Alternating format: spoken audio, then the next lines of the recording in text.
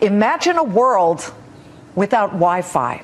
Actually, it's just off 90 minutes of the coast by boat from Florida. U.S. businesses from telecom to lodging are definitely imagining the possibilities.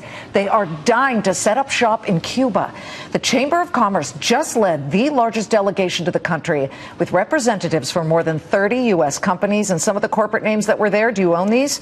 Caterpillar, American Airlines, Boeing, Sprint. The world without Wi-Fi may soon have Wi-Fi. Fox News' Rich Edson hitched a ride on that trip to Cuba and just returned. Tell us about this and the businesses that are dying to get to the island. Rich.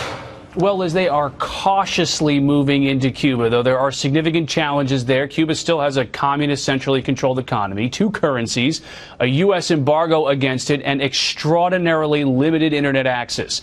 U.S. cellular carrier Sprint has just signed a texting and roaming agreement with Cuba's government-run carrier. The company's CEO was part of that chamber delegation. We spoke with him about Sprint's growing role in Cuba.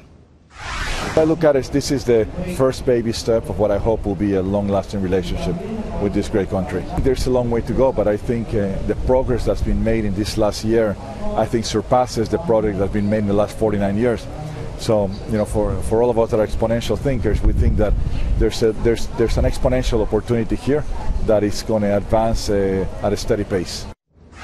While large American companies are trying to expand, so are small Cuban businesses. One American business owner in Havana says conditions in Cuba are improving for her business. It's a restaurant called California Cafe, though she says there are still substantial challenges there.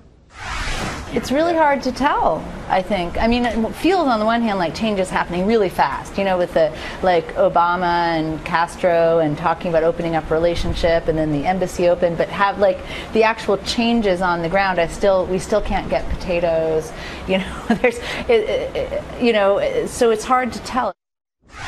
She says even buying coasters for her tables in her restaurant is difficult. She and big business counterparts want to see a more open Cuban government and an end to the U.S. embargo. American businesses say they want the Cuban government to agree to more internal reforms, solidifying this administration's, the Obama administration's, new openness to Cuba before the next U.S. president assumes office in 2017. Liz? How cool must it have been to be there? I hear they share cell phones, they borrow each other's because they don't have any access. What's it like on the ground there, Rich? Just like that, Liz, and you are in these public Wi-Fi areas, these Wi-Fi spots where people are Skyping, people are talking. It's the only place. You walk 2 blocks away from these Wi-Fi areas, you buy a card on the black market for a couple bucks, $2, and then, which is, by the way, when you're making $20 a month on average, is very expensive, and connecting with people that way. But as soon as you walk away, it's not like we have it here, everyone checking their cell phones. It's only in these isolated places run by the government. I should have given you my old phones. I got a whole basket of them at home. I could have sold them like jeans in Soviet Union times. Yeah. Thank you, Rich, very much. Rich Edson.